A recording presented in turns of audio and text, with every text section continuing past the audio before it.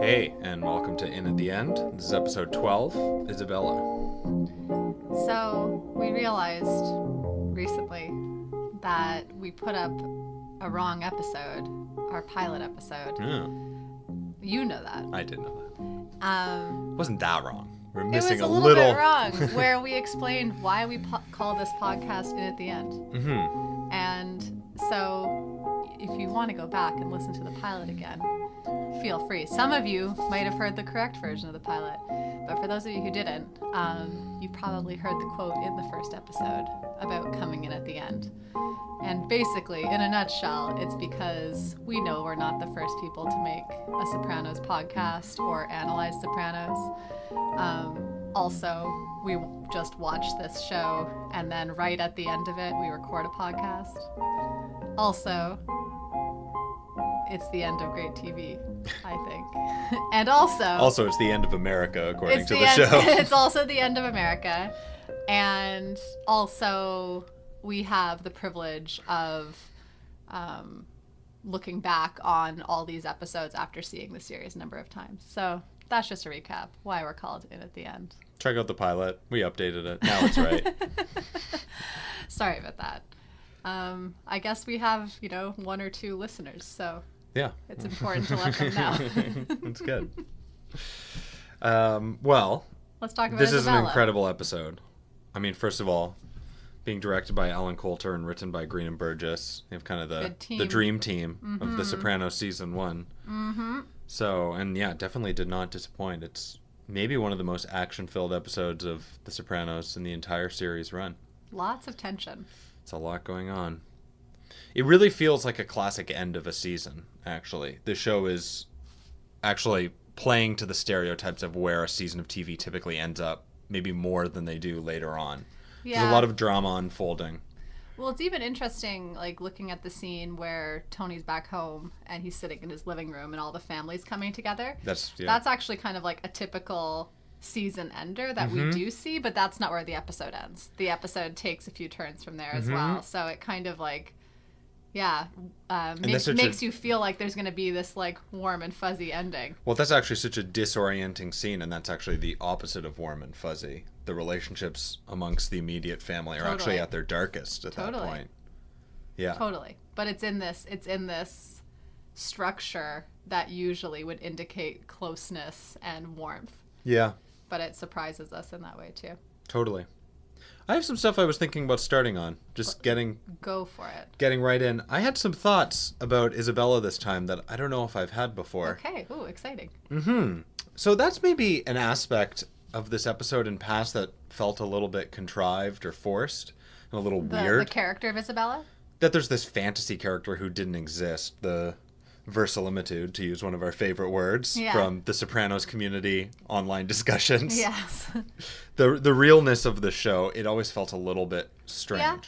But from watching it this time, the fact that this fantasy exists in this episode, I think is part of the reason why it's there. And I think that Tony is wrestling with some aspects of his identity and who he is, and he's projecting this image of why things have gone wrong in his life in a kind of fantasy-like way that I thought were really interesting. So right near the beginning, you have Carmela opening the blinds and this kind of like blinding amount of light. Really white light. Yeah, really white light coming through, kind of blinding us. That actually establishes a use of light and kind of like overuse of light throughout the episode for these fantasy segments. We see Isabella in all white. Hanging up white laundry. All white laundry. Yeah, exactly. And then, later we have Carmela also looking through the same window, this kind of like this lightness, this fantasy scene. And then also actually when Carmela's looking through that window, she looks through it after Tony later on in the episode. He's kind of brought back to depression by the mundane realities of her kind of going off against him about she's going to cut his dick off for very understandable reasons for him going out for lunch. Basically the realities of who he is as a person and how he's behaving. He totally deserves it. If she just had a little bit more self-respect, she should do it. But he's brought back to depression. He kind of collapses on the bed. There's actually other scenes where they're talking they're in these fantasies, they're talking about it, and it's immediately snap back. Meadows saying, "Dad, dinner's ready." There's like a very quick edit. It's brought back. And I think it's very interesting. Like, I think Tony is wrestling with who he is. He has that line where he says in therapy, "I'm like King Midas in reverse. Yeah. Everything I touch turns to shit." I wrote that down too. And I think that's a really important part of this show on the whole, because he truly is. And that's actually this is a rare time where Tony is actually being reflective about himself and possibly even coming to understandings about who he is as a character. And I think we see throughout the show, and we also have the benefit of seeing the rest of the show, he truly is like a King Midas in reverse. And all of his actions have horrible impact on the characters around him. Yeah. Truly, the people around him, their lives do tend to deteriorate from being a part of his orbit. Yeah. And he really does not act in a way that brings many, if any, beneficial things for his family, whether it be his nuclear family or his mob family. It's pretty negative on the whole. Yeah. And I think he's kind of wrestling with this. Now, he has this fantasy, right? That kind of pulls him out of it. And he sees this all white. And, you know, if you've been listening to this, how much I love to talk about blacks and whites. So white much. statues, black hats. I just had to jump right in. He walks through a white archway. I mean, there's just like that we later see actually isn't white. There's no shortage. I mean, actually, the use of whites and blacks again. He walks through the white archway. Immediately, that cuts all black cars. Christopher's tailing him in a black car. I mean, there's a lot. There's the white tent that Isabella's in. There's the white chairs. The last scene of the show actually is Tony in front of a row of white patio furniture, which actually goes back to his relationship with patio furniture that he talks about. I know, we said we'd look out for when we see patio furniture. So there's a great example. End of this episode. So anyway, we have Tony, and he's kind of pulled out of his mundane, depressing existence by this fantasy. The biggest use of this is actually when he's having lunch with her. There's a zoom in on her. It actually zooms in on her extremely white teeth, goes to white drapes, and then we're in the true fantasy scene where she's kind of coddling baby Anthony all in white. Right. So there's definitely a fantasy aspect. Now, what I think is that Tony's kind of coming up with an explanation for his depressing life in this fantasy. And I think Melfi does describe it correctly. And we're actually given an extremely rare window into this in this episode, because Melfi comes right out and actually says what's going on. Yeah. Typically, the show doesn't give that to us. Yeah. There's way too much ambiguity. Well, at first she says, like, just that part where he saw her in 1907 or whatever. Yeah. Which is also, I think, the date that was on the chemist shop in one of the fantasies. But she identifies that seems like a fantasy scene, right? Yeah.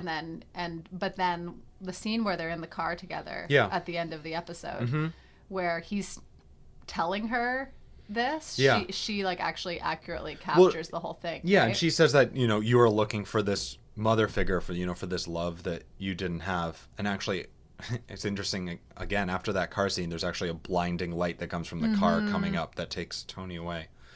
But I think Tony is kind of trying to come up with he's kind of being reflective, and he's examining where he comes from and who he is. And for him, a lot of the problems in his life and who he is and the problems that have kind of come up around him are from not having a loving mother, which perhaps is in part true, but it's also a gross oversimplification. Sure. It's a gross use of black and white kind of vision to describe these complex issues that are arising within Soprano world that we've been seeing.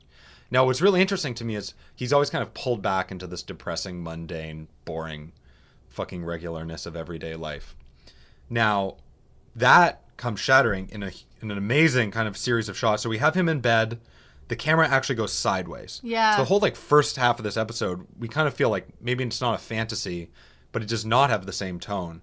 Yeah. It's very ambiguous. It's very cloudy. We have a lot of music that comes from unknown sources. Yeah, non-diegetic. We have a lot of music. Yeah, and that's very unusual for this show. Totally. It actually seems more like a television show than it typically does, because it doesn't.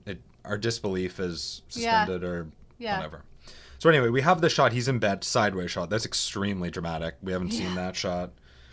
And then we have this song Tiny Tears come on for the second time. Right. Which, again, is very unusual to have this. It's almost like it's playing in the background. It's very moody. Yeah. But it's not typically how they elicit emotion in this show. Yeah. So then it goes to trees literally blowing in the wind. Yeah. Which, if you've been listening to this, you've heard us talk about nature and what the symbol of trees and nature and greenery it's that direct means. Looking up Rashomon shot. He looks out. Then he sees the white tent, the white chairs. No Isabella this time in the white tent. Mm-hmm. Then he leaves. He goes and buys orange juice. They're just using all of their symbols in a row right here. Yeah. So he buys the orange juice, which has been linked to death in The Godfather. Yeah. Similarly, actually, after the hit on the Don that goes awry, now we have a hit on Tony that goes awry. Mm-hmm. There was even actually a shot of orange juice on the counter in the kitchen earlier on. So there's this kind of like foreboding. We talked about it in the last episode. Yeah. Too. Yeah. So there's this kind of like foreboding use of the symbols. Mm-hmm. So what's interesting though is as soon as the scene happens where there's the attempt on Tony's life, there's like a snap. Mm-hmm. And everything in the episode changes. Tony's brought out of his depression. He's almost like a new character within the context of this one episode. The fantasy's over. And what's really interesting to me is that you have these two people coming at him, shooting at him, and immediately he's in his element. He wrestles the gun away. He beats the other guy without having anything. Yeah. And then after the other guy is shot and he's dragging the other guy along with his car, he bursts out into laughter. He has this face of determination first as he's kind of like beating this other guy, this second assassin, bursts out into laughter, crashes the car. Yeah. We see him in That's what the ultimately hospital actually room. kind of like sends him to the hospital, I think, in a lot of ways, right? Like he would have just driven away, I think, had he not crashed his car. Yeah. And actually, once he's there, first of all, it's interesting, too, there's this like kind of black and blue color scheme, which kind of bookends this season, because that's what happens in the first episode when we see him in the hospital in the MRI. It's kind of like in the beginning and end. He's there for, kind of different reasons. But what happens when his kids come in, and he says that it was a carjacking, and he immediately makes a joke about nobody told him about the gas mileage. Yeah. Like, he's so comfortable in this world. Yeah. And we've talked about this, especially in the earlier episodes, this aspect of being comfortable within this realm of casual violence. And that's where Tony thrives. Mm-hmm. So this episode is fascinating because for the first half, I actually think he's reflecting on who he is, his impact on the world, his impact on the people around him, and he's hopelessly depressed. Well, and he has that line, too, where he says, like, right after the King Midas in reverse comment, where he's like, I'm not a father to my kids, I'm not a friend to my friends, I'm not a husband to my wife, right? Like, he's actually, like, being very, like you said, like, very honest about himself. And right? accurate. And accurately self-reflective, Yeah, absolutely. And I think this is something that the show picks up on later, and possibly even is the point of where the show ends, I believe. But that is who Tony Soprano is. He operates in that world, and perhaps he's not embracing that aspect of himself fully right now, but he does say, before he thought he didn't want to live, but then he says, I didn't want to die. Mm-hmm. Now, that's different than knowing why he wants to live. But I think there is like a shock to his system. He's brought out of it. He does know that he wants to live and he does want to exist. But the only place where that's truly comfortable for him and he can kind of come out and be his own is in this realm of casual violence and mob hits. Yeah. And kind of like Machiavellian moves within the mob. Yeah. And he excels in that world. But when he's reflecting on why everything is shit and why everything around him turns to shit, it's hopelessly depressing. Mm-hmm. And I think as he's trying to figure it out, he actually has, similarly to the way he processes a lot of problems in his life, an extremely black and white view. And this white fantasy is him trying to come to terms with it it is what it is. It's essentially a fantasy. Mm-hmm. It's a fantasy rationale for why things are going wrong. And I don't think it's accurate. And I think that use of Isabella is extremely intentional. It's supposed to be kind of weird because we have this imperfect narrator of Tony. Yeah. And we are watching and we can kind of judge all these things from the outside, but we can also judge the way that he's kind of internalizing them. And I think that perhaps he was dealt a bad deck of cards of being born into the mafia, but we've also seen how he's acted and exercised his free will to end up where he is. Yeah. And even though Melfi may be correct with saying that he's just looking for a loving mother and he didn't receive that, I don't think it's fair to say that that's why he has the life he has. No. And the toxic relationships he has. And why his own mother is trying to his own mother is trying to kill him. He's in an insanely crazy situation. But I think, we have the benefit of examining it for ourselves and coming to different conclusions. Well, I don't if that's what you recognize about yourself, right? That like you're King Midas in reverse and you're not anything, right? You can't live that way. He has to tell himself another narrative, or he has to take joy, which I think he does, right? Yeah. Like you said, when he's laughing after he averts those guys. Yeah. Or when we see him in his house when he gets home and he's sitting in his throne chair. Yeah. Everyone's coming to pay respects to him kind of thing. He has to tell himself that that's what he is good at, and that's, he's doing something not positive, but you can't, you couldn't live with yourself knowing what he recognized about himself in that episode, right? That you're just a shit person. Yeah.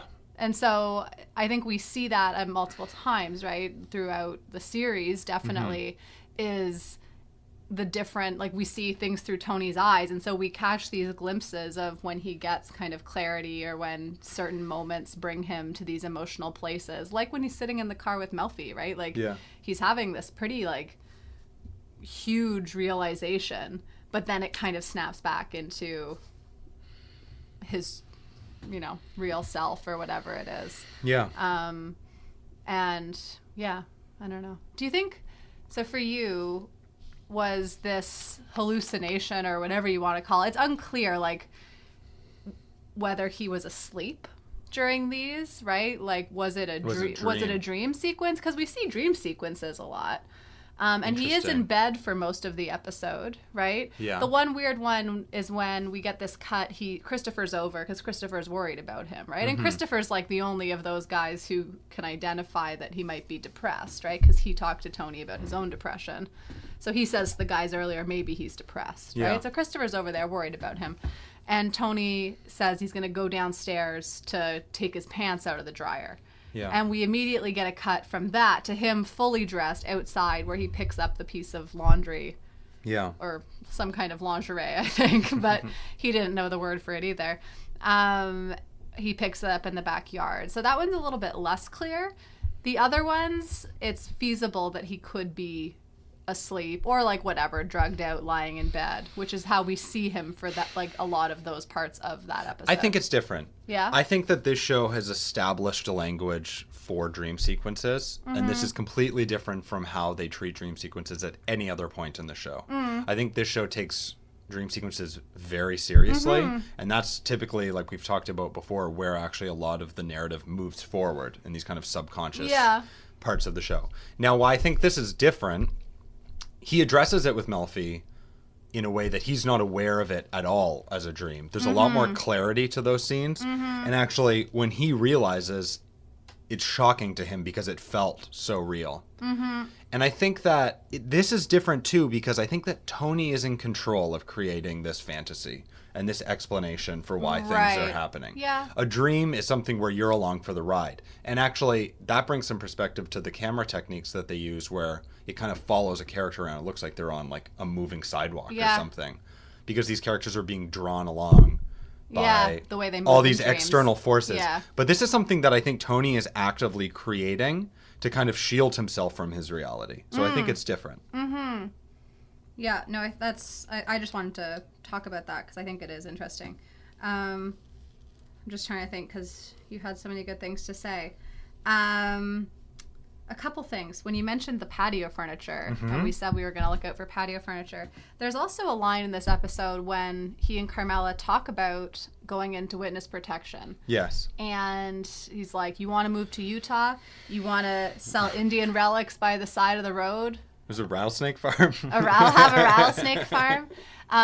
So I think that last shot of him standing in front of that patio furniture, right, is kind of like leaving behind any of those dreams that one might have, right? I don't think he really wants to be selling Indian relics or having a rattlesnake farm, but we never really get conclusion on that from like the characters speaking, like, no, we won't go into witness protection. It's just kind of assumed. But we really see him, like, especially with like the change in his behavior and stuff like that, we know that Tony's not going to accept that life, right? He could never live that life in Utah, just like he could never live this life as a patio furniture salesman, you know?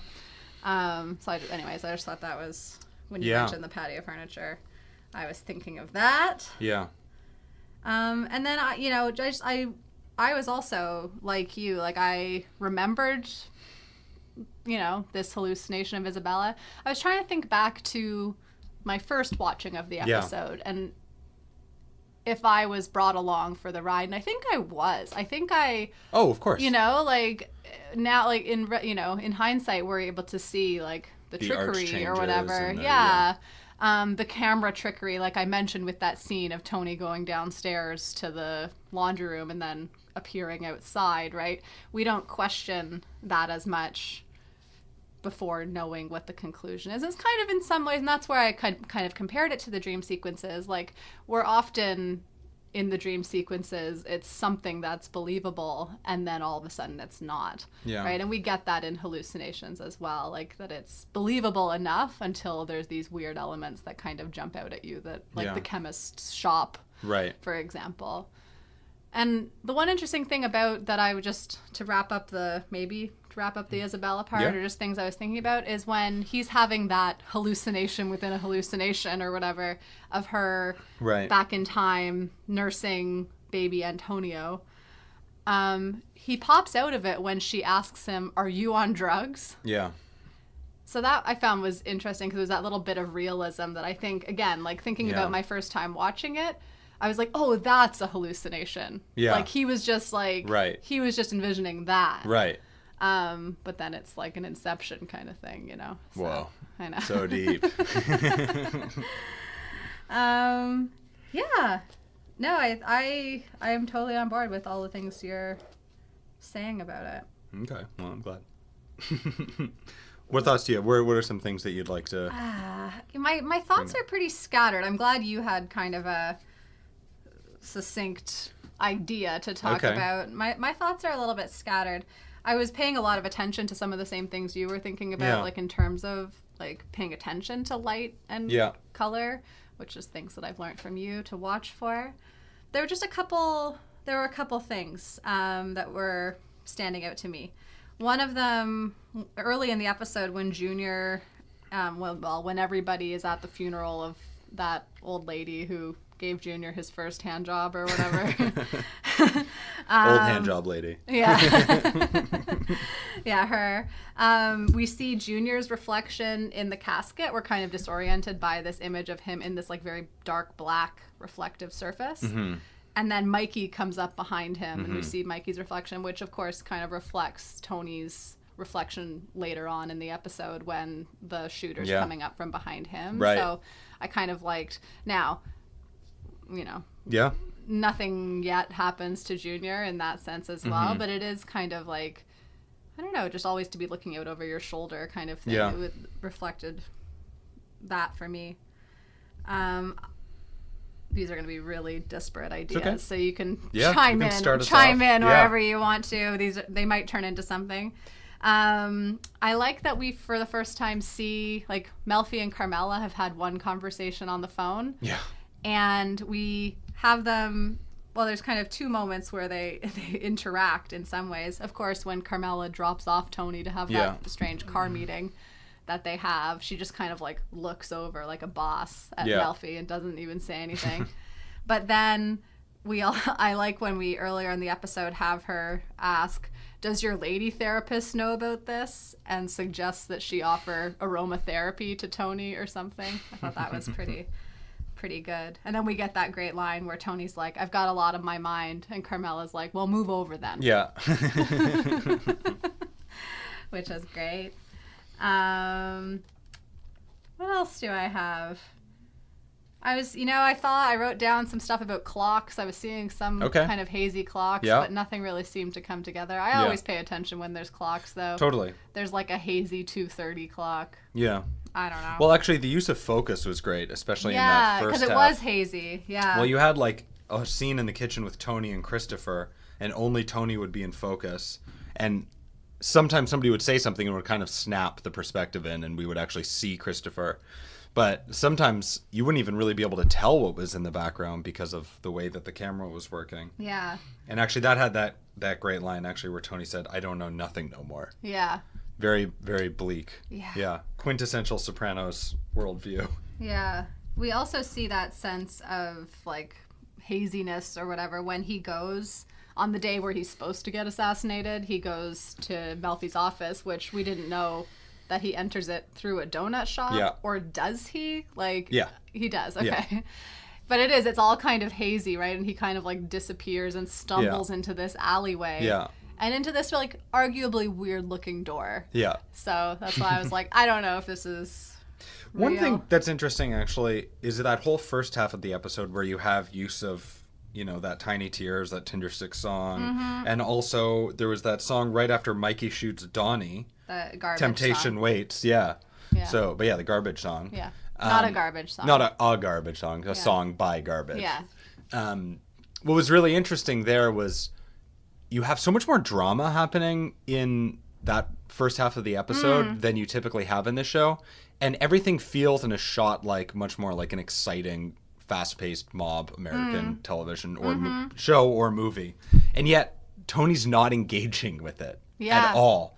Our main totally character is completely removed from all the drama now that there's been this slow, patient build to this point. Yeah. He's not engaged with it, and he's incredibly depressed. Once he actually is snapped into it, then he's a different person, and he's the Tony that we knew. In fact, he's probably in better spirits than he's been during most episodes. For the whole season. Yeah, in some ways. So, yeah, it's pretty fascinating how they play that. Yeah.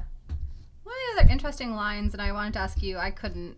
Again, just, because we came right here to talk about this, I didn't really have too much time to think. There's a line where he's in Melfi's office, and she says something like, he's like, my life wouldn't allow that. And she says, your life is boxing us in. And I think that was relevant in relation kind of to, like, Tony realizing who he is, right? Yeah. And also his, like, the polarity of how he sees the world, right? Like to fit into a box or to, really be good or really be bad, right? Is limiting. And you can never, like, you can't get anywhere with that kind of viewpoint on the world, right? It doesn't allow for any questions. Yeah. It doesn't allow for any ambiguity or uncertainty, right? Which we discussed a lot in the last episode. Yeah. And so, anyway, I just thought that was a great line about, like, being boxed in. Totally. Yeah. Yeah, no, I think that's a great read on it. A couple other things. I like this. Keep them coming. Yeah, this is random. There were a couple characters that said they were making jokes in this episode. None of them were really that funny. So one of them is when Livia, they're over for dinner. Everyone's over for dinner. Tony comes down in his bathrobe. Oh, you didn't think that was funny? I mean, she's funny. I forget exactly what her joke was. It was something about Tony being there in his bathrobe. Right. Oh, and like abandoning her in an old folks' home or something, right? It's pretty. Oh no, it's sells her house out from underneath her. That's what it was. And she's also talking about killing children being murdered by their parents in that sequence. But anyway, then she says I was making a joke. And then Tony later in the episode when he confronts Cusimano about, or not confronts, but asks Cusimano about Isabella, he's like, your student. And then he says after that, he's like, oh, I was just making a joke.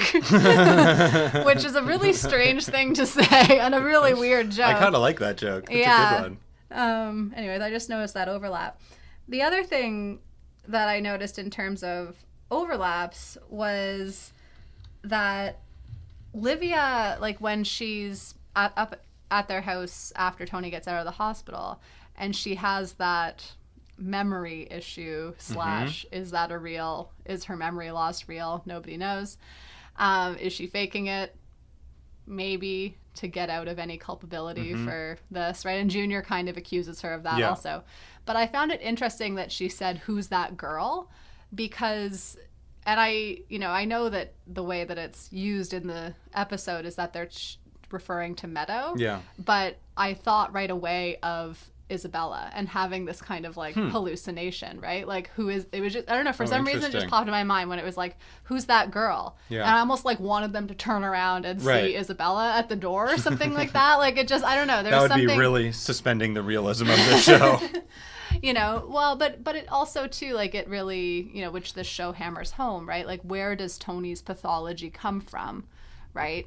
And, maybe Livia has weird hallucinations too about her life. Probably. Yeah. I mean, a lot of this stuff is inherited. And it's interesting, like, we only have the benefit of spending time uncovering the depths of Tony's psyche. We have other characters throwing lines out that show us that clearly they have psychological issues that they have to work through. But we don't spend any time on it. Like the stuff with Vin Makazian we talked about in the last episode. With Livia constantly talking about throwing babies out of windows. Clearly... she had some weird shit going on in her life. Who knows what her parents, who knows what her mom was up to. Yeah. But we don't fully get into that. And we don't wrestle with those aspects. She's not our protagonist, right? We're just left to wrestle with Tony. And yet it's relevant because Tony inherits these things. Of course. Well, and then even AJ, right? Of course, right. So, and Meadow. But AJ was standing out to me in this episode because... he's the one, first of all, who told Livia that Tony was in therapy, right? That was his slip that let this whole thing kind of, start to snowball. And then we see him being like relatively disengaged, which we see often with AJ. But, this kind of like inappropriate affect, I guess you might call it, which Livia does display often as well, like when he's like excited about the sandwich or kind of consumed with, I guess I won't go to the dance, right? Stuff like that. So I do see some overlaps between him. There's like a callousness, there's a lack of there's like a trail, empathy. I think, from Livia to Tony to AJ. We don't see the same in Meadow. Right. I don't think. Well, also, you brought this up in a previous episode, the Livia putting up a picture of AJ at Green Grove. Yeah, and he goes to visit her. I don't know. There's some kind of link there that was standing out to me. And especially because, like he is the one that kind of set all this in motion. It's not even Livia, right? It was AJ. Yeah. Not that he did it on purpose, I don't think, but... Wow, that would be a real deep twist. It was AJ all along. But then Livia, like, to her credit, she's either... Nancy Marchand is a great actor, but Livia's either a great actor or she has very confused emotions, which I think both are kind of true. Like when she comes to visit Tony, she really does seem concerned. Her face is extremely concerned. I think she looks worried. Yeah. See, this is what I wanted to talk about. Yeah. This is one of the main things I wanted to talk about because I don't know. Personally, when I see things that have some ambiguity, I typically take the best and believe the best in people. Right. Every time. Yeah. If there's like a show about did somebody murder someone, I always think they probably didn't. Right. So, however many times I've seen this show, I've always kind of given Livia the benefit of the doubt. Yeah, I know. I don't, for whatever reason, I always kind of think that at this point she is has been like losing her memory or something. And I've always had a slip between Livia was consciously deciding to kill her son. Yeah. That never really but the show never gives that to us. It does never give it to us? Yeah. Except in this episode on this viewing. Yeah. They give you a lot. I don't know, but even what they give you here with her when she and Junior are at the movie, and then they're back in her apartment. I think you see the evolution of her distancing herself from the decision. But like those first two scenes with Junior and Livia is the one in control. And when they're standing in line for the movie, Junior's talking like so upfront about it, talking about the impact on the kids. Yeah.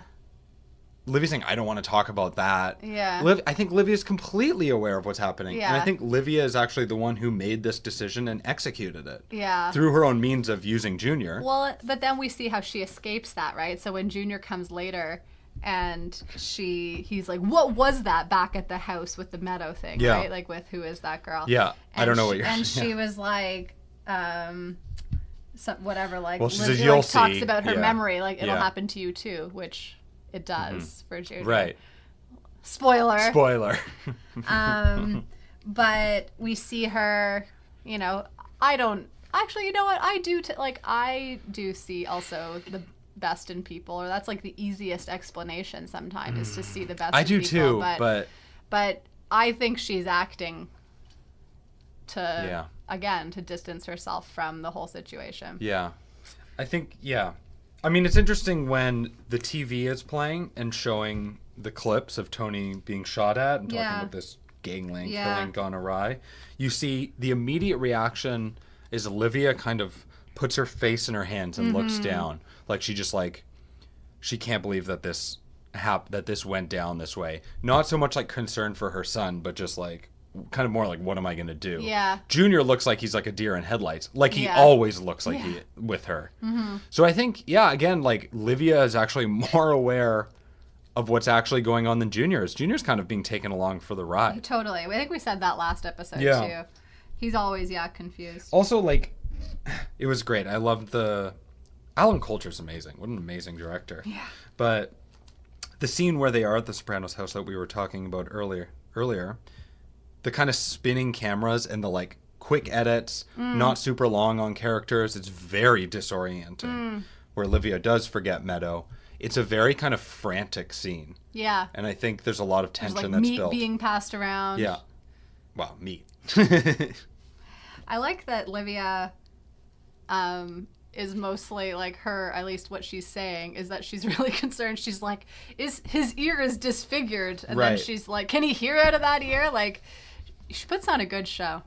Yeah. She really does. Yeah. One of the scenes I love in this episode, I'm just completely departing, but of course Syl and Polly and Christopher are all at the house eating that meat. Yeah. Which made me think of it. I love the scene where Syl and Polly come to the hospital. Oh, and amazing. they're like Walking in rolling unison. down the hallway.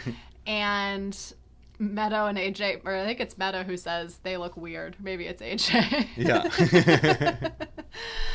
Which I thought was great. And then I also love them sitting in the limo later with AJ and his date, Right. also looking Yeah. very weird. Pretty amazing. Also, just in case nobody knows, because I didn't know for a few viewings that Steven Van Zandt, the Silvio character, plays with Bruce Springsteen and is actually a guitar player. Pretty cool We trivia. brought this up now. Well, Yes. I mean, I didn't know for a while. Maybe Yeah. other people don't know. Pretty weird. The other thing, it's kind of the last thing I have that kind of stands out for me. Oh, I have two more actually. But one of the things is right at the beginning of the episode when the guys are all talking about Tony, wherever they are, and Chris is like, maybe he's depressed. Syl says, well, Churchill drank a bottle of whatever before starting his day. Yeah. And Napoleon was a moody fuck also, right? And so we have these comparisons Right. to, people in positions of power who do grapple with a lot, right? And have to make really heavy decisions. We, of course, get references to Tony as Napoleon Later on. Yeah, it's interesting. And I believe he watches some stuff about Churchill. I think there's like some sure. History Channel stuff on Churchill. Yeah. I can't quite put my mind on it, but there's something there. So Yeah, and the fact that the figures that Tony would choose would be these historical characters is is interesting. Tony would absolutely want to be compared to those characters, right? And sees positive things in those characters as well, right? Even though they're moody fucks, I guess. Yeah. So Yeah. that was. I thought a few small things. Oh, I have one other thing. Okay, you got it. Go ahead. Floor is yours. No, go ahead. Oh my god. It's you. Okay. Well, I have small things, but they're interesting. So we have the scene where actually Tony meets with Melfi in the car and he takes the cigarette from her. I actually don't think we fully went into the scene at the Bada Bing where Tony was smoking a cigarette. No, we just with Jimmy mentioned it. Altieri. We did mention that. I think is so key. Like the cigarette has now kind of been established as a symbol for when Tony's not in control. Yeah, cigarette versus cigar. Versus cigar. Yeah. Especially in the opening sequence, like as Tony is driving through those kind of like wastelands of New Jersey, down the highway in these kind of areas of urban decay, smoking the cigar. Yeah. I really get the feeling that he is in control. Yeah. Now, as soon as he gets home and we look at his face, that's a very hard face to read. Yeah. The way that he acts. Is he happy to be home? You know, it's difficult. It's very complex. It's like we don't really know what it is. But anytime that he's smoking a cigarette, he's kind of relinquishing that level of control. And there's kind of like an aspect of he isn't fully in command of the situation. Yeah. I thought it was interesting too, actually, talking about the black and whites and Yeah. dealing with these situations in black and white terms. Later on, I think he was talking to Carm. There's like a super close up on a black phone as he's calling Melfi. And I think that this was like actually right after there was like a lot of whites related to the fantasy. Right. And we've had that before actually with the black phone Yeah. in some previous episodes. I think now Tony's like, okay, now it's good guys and bad guys. Let's find the guy who Yeah. who did this. And interestingly, in the end of the episode, the patio furniture, white patio furniture, is behind him. Yeah. And I think it's really like now it's like this kind of like violent mode. This mode of like, let's find Yeah. who did this And the bad next thing. episode is very violent. Right.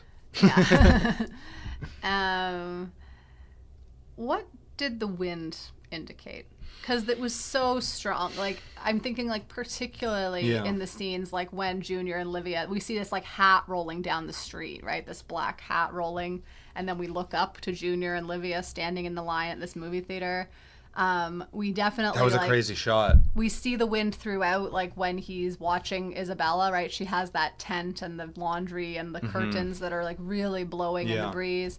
We have trees and the sounds of wind blowing. Yeah.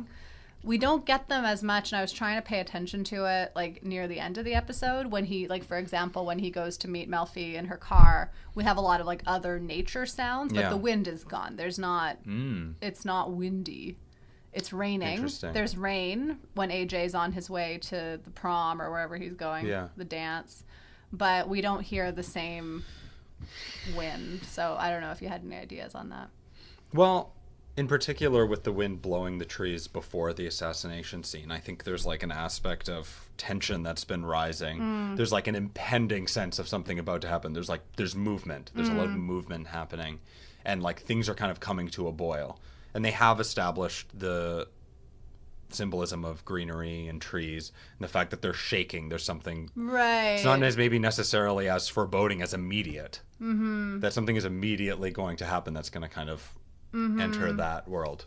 I think. Right. I don't know. Yeah, Could be a no. lot more than that, though. That's interesting, right? Because we talk about nature in terms of like a lack of control thing. And of course, like now we've talked about cigarettes being something Yeah. about a lack of control. So maybe it is like, and we have the shaky camera work in this episode too, right? Where like we don't have a still, like Yeah. our camera is not very still throughout Yeah. the episode. So it's like shakiness and disorienting. Yeah. But the like they must have had killer wind machines throughout this whole episode because it was really Killer wind machines. Yeah. Killer. Yeah. Well, amazing episode. Yeah. Can't believe we're almost done season 1. I know. So crazy. And an amazing example, too, of this show playing with form to have such action and development happening in the penultimate episode. Yeah. It's really cool. And it's fascinating what they do in the last episode to deal with the fallout from all that action. I kind of forgot, like I know where the season ends. I forgot which parts of it were in which episode. Now I feel a little more clarity on it, obviously. Yeah. But it really is interesting because there still is a lot of action Yeah. in the next episode. But it is kind of all action to resolve this major Yeah. issue, right? Which turns out to not be all that major, right? Right. He gets a bloody ear. Right. Yeah. Yeah. So in some ways, it's almost an anticlimax. In some ways. Well, thanks for listening. Yeah. We really appreciate it. Rate and review if you like it. Alex really wants reviews. I'd love it. Or email us. Or email us. Yeah, we'd love to talk to you. Okay. So thanks for listening. We'll be back with the season finale. Yay. And talk to you then. Bye. Thanks.